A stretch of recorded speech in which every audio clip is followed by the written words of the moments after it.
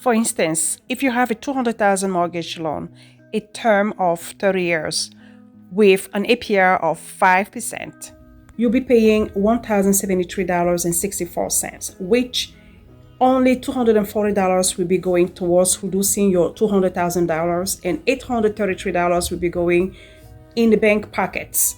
If you don't make any additional payments at the end of your 30 years mortgage, you will have paid in total $186,511.57 in interest on top of the $200,000 original loan. So you can't afford not making additional payments. It's that simple. You can't. Hi guys, welcome back to my channel. In today's video, I am talking about paying off your mortgage earlier.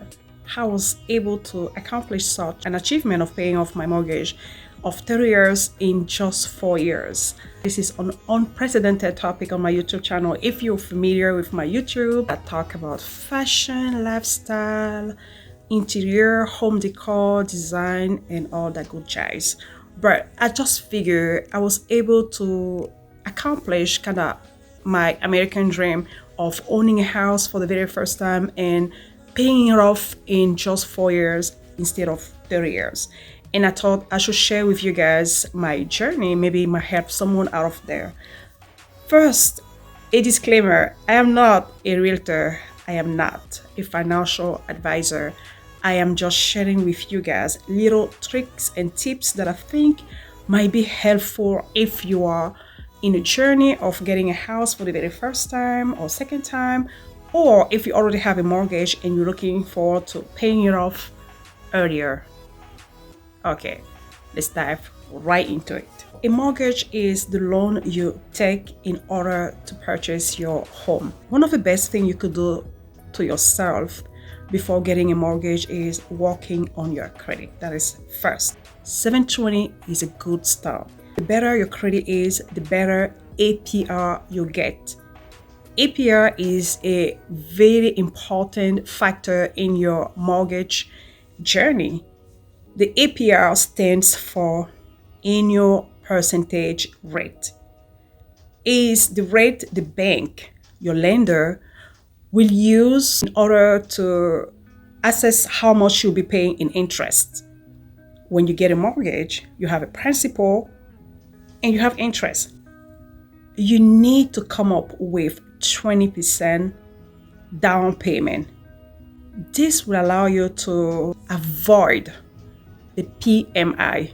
The PMI stands for private mortgage insurance. It's completely different from your homeowner insurance. The private mortgage insurance is the money you pay so that your bank will not lose money in case you default on your payments.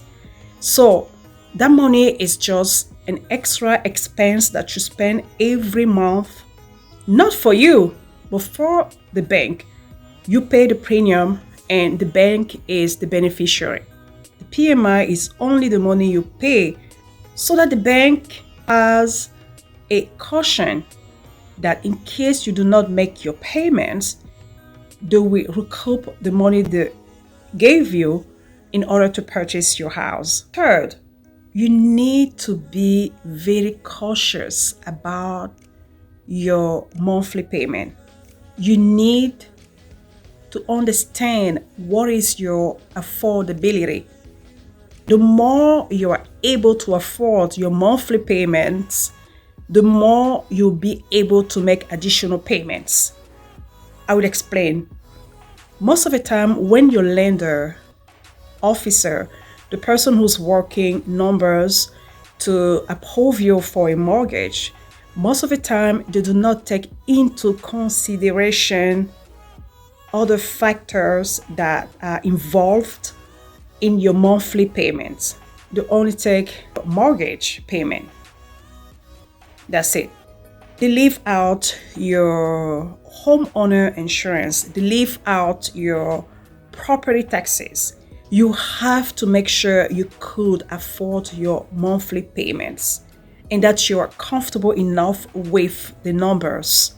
Otherwise, you're going to foreclose, meaning you lose your house. You need to be able to add additional payments to your monthly payments. in order to accelerate your mortgage.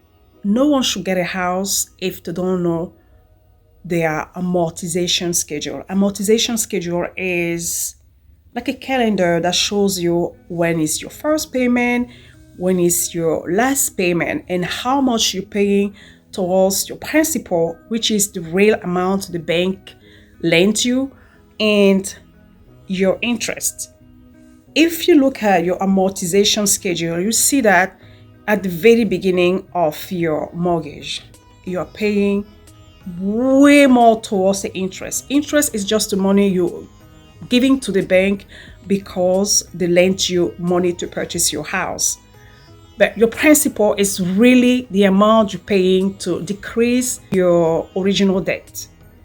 So you got to make sure that you have additional payments. If you don't make any additional payments at the end of your 30 years mortgage, you will have paid $186,511.57 in interest, plus the $200,000.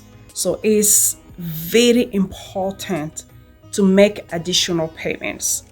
Use your lifestyle's assets. If you have a house and you have extra bedroom, use the extra bedroom to make additional money. Just host with Airbnb or Expedia or whatever.